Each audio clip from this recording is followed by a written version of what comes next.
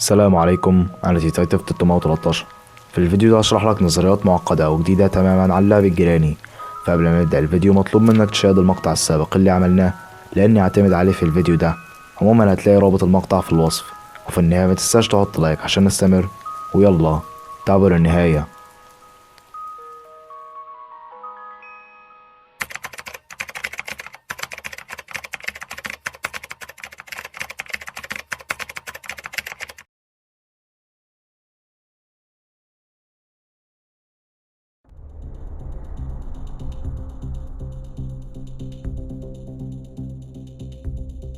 تعرفوا ان سلندرينا وعائلتها عبارة عن كائنات متجسدة، وان هيئتهم المرعبة دي هي من اجل تخويف اللاعب.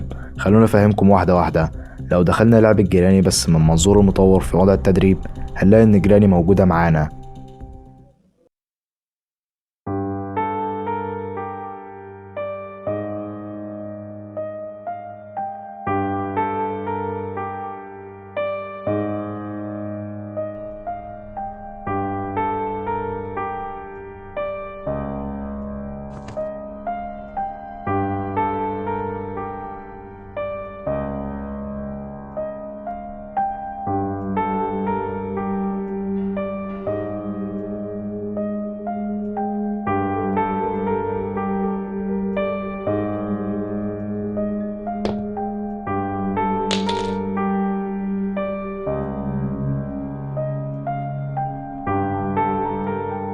طب هو ليه ديفيلوبر عمل كده؟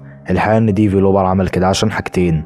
اولا من الناحية المنطقية، هو انه يخفف مساحة اللعبة عشان تكون مناسبة لأجهزة الجوال الضعيفة. الحاجة التانية هو انه يأكد فكرة تواجد اللعنة وإيضاح خصائصها اللي بنلاحظها من الصور المعلقة في المنزل. فالصورة دي مثلا هنلاحظ ان فيها كائن بيطير في الجو، ولكن عالق في جسده أشجار وأشواك الغابة. وبنستنتج من الصورة دي ان من خصائص اللعنة لتعذيب جيراني وعائلتها هي انها تجسدهم، حتى يمكن ضربهم بالأسلحة، في نفس الوقت يتلاشوا زي الأشباح ويرجعوا لنفس المكان الأصلي اللي اللعنة موجودة فيه. طب ويا ترى اللعنة موجودة فين؟ يتضح من الصورة دي، واللي مش باين فيها غير صورة شجرة شبه اللي في لعبة سلندرينا أول جزء. فمعنى كده إن اللعنة موجودة في المكان نفسه وهو الغابة، مش في جيراني وعائلتها، وبتخليهم يجمعوا أشياء لها علاقة بالسحر.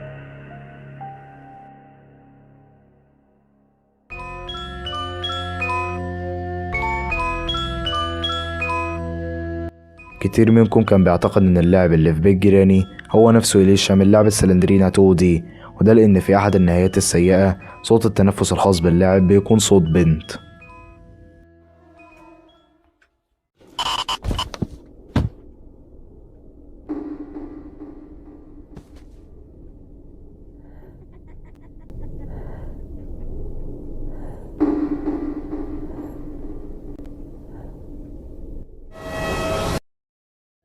وفي النظرية اللي اتكلمت عليها في الفيديو السابق، قلت ان اللاعب هو نفسه الكسندر من لعبة سلندرينا 2D برضه، والدليل من الموجز اللي في بداية اللعبة. ولكن في بعض الناس ما صدقتش النظرية دي. خلونا اثبت لكم صحتها. لو بصينا في نهاية لعبة سلندرينا 2D، هنلاقي ان اللاعب اسقط كشافه على الارض، وهرجت يد سلندرينا وهي بتشيل الرقم 5، والرقم ده هو نفس عدد الايام اللي مطلوب منك تهرب فيها من بيت جيراني. كمان لو تلاحظ ان إليشا ما حاولتش ابدا انها تخرج من السجن بالرغم من وجود المشعل بجانبها، وهو يعتبر مصدر ضوء تقدر تهرب بيه. كمان لو بصينا على المحادثة هنلاقي انها بتقول له انه يساعدها على الخروج من هنا، فمعنى كده انها لا تعرف سلندرينا، لانها ما قالتلوش انه يساعدها على الهروب من سلندرينا. اذا لو اللاعب مش هو نفسه إليشا، فيا ترى إليشا راحت فين؟ الحقيقة ان إليشا تكون شبح زي سلندرينا بالظبط، لانك لو لاحظت ان سلندرينا لما بتقتلنا فهي ما بتقتلش إليشا معانا، لان زي ما قلت لكم ان اللعنة موجودة في الغابة باكملها، لذا فان إليشا اصبحت حرة في الغابة. طب وايه رد ديفيلوبر على الكلام ده؟ الحقيقة ان ديفيلوبر قال انه مش ناوي يحدد هوية اللاعب، لان اللاعب هو نفسه انت كشخص بيلعب اللعبة. يعني ان تحديد هوية اللاعب مش بالامر المهم، وانما المهم هو الفكرة اللي عاوزة توصلها كل لعبة.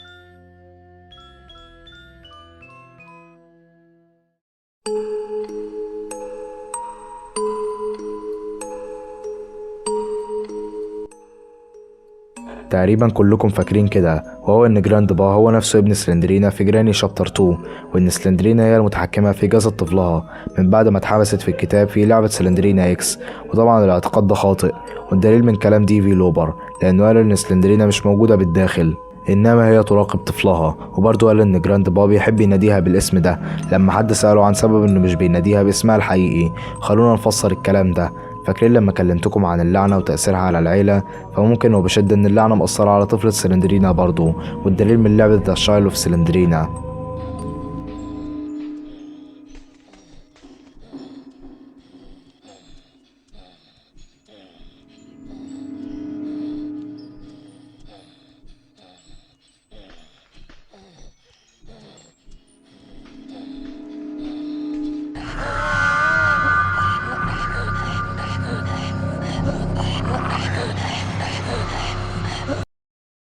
طيب وايه السبب في كده؟ الإجابة في الصورة دي. فيها بتحوي كائن آخر بيطير في الجو. لو لاحظت إن أفراد عائلة جراني الأساسيين واللي هم جراني وبنتها وسلندرينا وبنت سلندرينا، هتلاحظ إن هم بنات.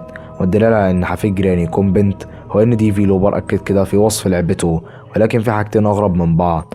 الأولى وهي إن بنت سلندرينا شبه الذكور، وده ممكن يكون تلميح إن اللعنة ممكن تنكسر بطريقة ما، لأنه بيتضح من صورة الكائن اللي من خصائص اللعنة إن أفرادها الرئيسيين يكونوا بنات عشان محدش يتمكن من فكها.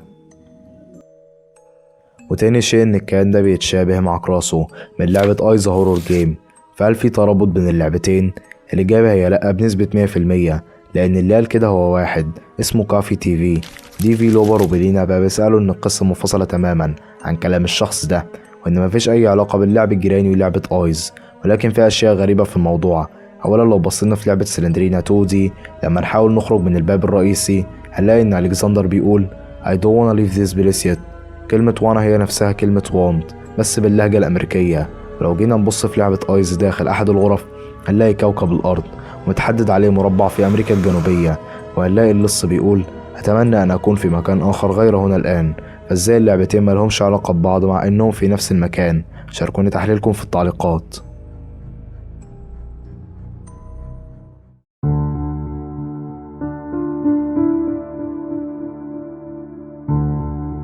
بنلاحظ في لعبة جراني لما ندخل الحمام وجود مرآة مكسورة، والكل أجمع إن جراني هي اللي كسرتها لأنها بعد ما اتصابت باللعنة ما قبلتش شكلها. طب واحنا استفدنا إيه؟ الحقيقة إن احنا استفدنا أهم حاجة في الفيديو ده، لأنك لما تجمع كل قطع الصورة الخاصة بجراني فأنت كده ساعدتها في حل اللغز بشكل ممتاز، لأنها لما كسرت المراية ما كانتش متقبلة نفسها، فلما ساعدتها على تقبل نفسها تقدر إنها تتصرف مع مشكلة اللعنة، لأن نصف حل المشكلة يكمن في معرفة مصدرها وتخليها تفكر في حلها بدلا من الغضب والحزن. لذلك بتعطيك يوم زيادة لما تجمع الصورة دي، لأنها منتظرة منك إنك تحل اللغز بكل تأكيد. ولو تلاحظ إن في الجزء التاني جراني بطلت تاكل لحوم البشر، وكذلك في الجزء التالت فهم أطعموك للتمساح بدلا من أكلك، وفي الجزء التاني بيطعموك للأخطبوط على عكس الجزء الأول تماما. طبعا هذا بفضلك أنت، لأنها لما عرفت حياتها توجهت لشخص تعيش معاه ويساعدها في إنها ترجع طبيعية وهو جراند با، فخلاها تغسل الصحون وتعزف البيانو وتحضر له الطعام وأيضا تستحم.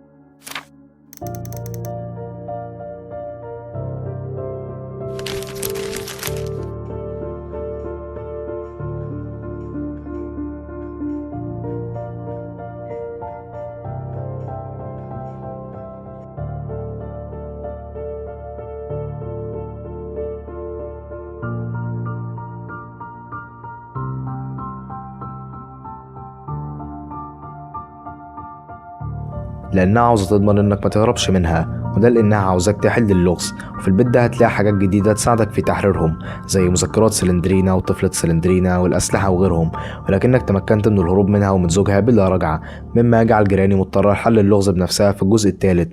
فقامت ببناء قصر يحتوي على جميع ممتلكات سلندرينا، وحرصت على أن يشاب القصر جميع أماكن تواجد سلندرينا، واستطاعوا إعادة جسد سلندرينا لكن بشكل غير كامل، وده لأن دبدوب سلندرينا مفقود في هذا الجزء. فيكون دورك انت كلاعب جديد ايجاد دبدوب سلندرينا عشان تعثر على الاداة اللي انت محتاجها. ولكننا بنلاحظ ان هذه السلندرينا اصبحت مكتملة وبقى من الاسهل تحريرهم، ولكن اللاعب بيقرر انه يهرب بدلا من حل اللغز زي اللاعب السابق. من الواضح كده ان جراني هي وزوجها قرروا يتعايشوا مع اللعنة بدلا من مقاومتها، لاننا بنلاحظ في نهاية اللعبة لما نهرب وكأنهم فقدوا الامل في العثور على الشخص المناسب. ولكن يوجد احد النهايات السيئة داخل اللعبة مهمة جدا.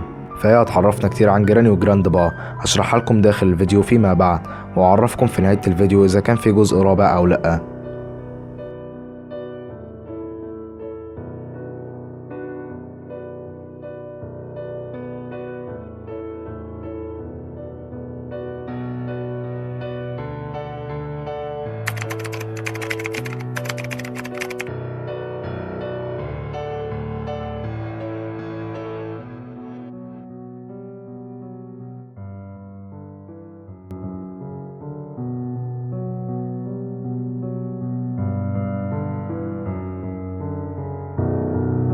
هو احنا ليه لما نمسك الدبدوب جراني بتغضب وبتضربنا؟ لو جينا نبص على رابط اللعنة هنلاقي ان سلندرينا هي صاحبة هذه اللعنة، ويعتبر الدبدوب احد مصادر اللعنة، بحيث ان اللعنة متواجدة فيه، بمعنى ان لعنة جراني وعائلتها مرتبطة بسلندرينا، ولعنة سلندرينا مرتبطة بالدبدوب ده، فألزم إخراج اللعنة من هذا الدبدوب حتى تتمكن سلندرينا وعائلتها من التحرر من هذه اللعنة. وكون ان الدبدوب هو الغرض الاساسي لسلندرينا، فكده لو اتمزق او ضاع فده يعني ضياع سلندرينا، وبالتالي تظل جراني وعائلتها عالقين في اللعنة للأبد. وسبب نبض اللاعب لما يمسكه هو انه بيسكنه اللعنة.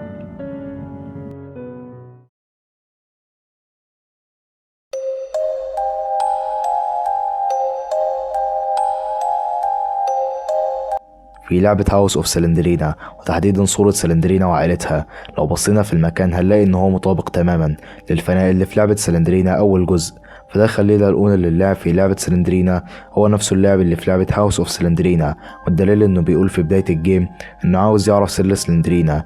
ولو بصينا بقى على سلندرينا وعائلتها في الصورة هنعرف منها ان كل افراد عائلة جراني مقيدين باللعنة ما عدا شخص واحد بس، وهو زوج سلندرينا والمعروف باسم نوسفراتو. فهم من ضمن خططهم للتخلص من اللعنة انهم يجوزوا بنتهم سلندرينا لمصاص الدماء نوسفراتو، وينجبوا منه طفلة عشان يساعدهم في التخلص من اللعنة ويصبحوا أرواح مسالمة ومرتاحة مثل إليشا. ولكن في شخص من العائلة حبسه في التابوت. نوسفراتو للأسف ظن ان اللي حبسه هو والدة سلندرينا، وحبسها في زنزانة داخل قصره في لعبة سلندرينا اكس. والحقيقة ان اللي حبس نوسفراتو في التابوت هو جراند با مش والدة سلندرينا، لأن لو جينا نبص في جراني شابتر 2 هنلاقي ان هو محبوس في العلية، ولكن لما بنحرره بيكون مصدوم. طب وايه الدليل على الكلام ده؟ لو جينا نبص في النهاية السيئة للعبة جراني 3 هنلاقي ان جراند با هرب من الموت، وده لأنه مش عاوز يهرب من اللعنة وعاوز يفضل عايش، فقبض على نوسفراتو وحبسه في مكان بعيد عن جراني عشان يفضلوا عايشين مع بعض. فطبعا نوسفراتو ما قدرش يخرج من التابوت عشان هو مش مرتبط بنعالتهم، وإنما هو كان مصاص دماء منذ البداية. لاحظ إن جراند با دايما حريص على موتك عشان ما تحلش اللغز. ففي لعبة جراني شابتر 2 كان بيضربك بقوة على راسك بعصا حديدية ومفيش أي فرص أو أيام زيادة. في جراني 3 كان بيضربك بالشوت جان وخبى الدبدوب في مكان عشوائي في المنزل عشان ما تقدرش تحل اللغز. فلما جراني عرفت أصبح جراني وجراند با متخاصمين. ولما اتسأل ديفيلوبر عن سبب تواجد زوج سلندرينا محبوس في جراني شابتر 2 رد وقال إن ده لغز. فأنا أعتقد إن إحنا حلينا اللغز، ودلوقتي نروح للسؤال الأهم، هل ديفيلوبر هيعمل جزء رابع؟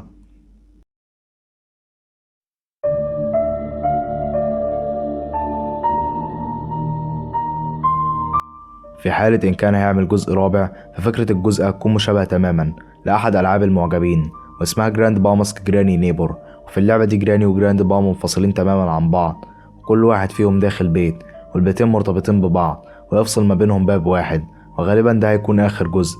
ولكن الاحتمالية الأكبر إنه مش هيعمل جزء رابع، أولا لأن كل الأحداث بتوجهنا للنقطة دي، سواء هروب اللاعبين أو حتى خلافات جراني وجراند با. ولو تلاحظ برضو ان الفترة الأخيرة إضافة الإعلانات لألعاب ديفيلوبر وإضافة المودات لبعض الألعاب، فمعنى كده توجه اهتمام ديفيلوبر لبقاء لعبته في السوق والربح منها بدلا من تحديثها أو الاهتمام بيها. وفي النهاية أقدر أقول إن صورة لعبة جراني 3 بنلاحظ فيها جراني وجراند با متخاصمين واللي ما بينهم سلندرينا، ونظرتها لينا توحي بالقلق وعدم الطمأنينة. فسواء هيعمل أو مش هيعمل أتمنى تكون نظرياتي عجبتكم. لو عاوزين نكمل في السلسلة دي دعمونا بلايك واشتراك. مستني تعليقاتكم يا أساطير. سلام.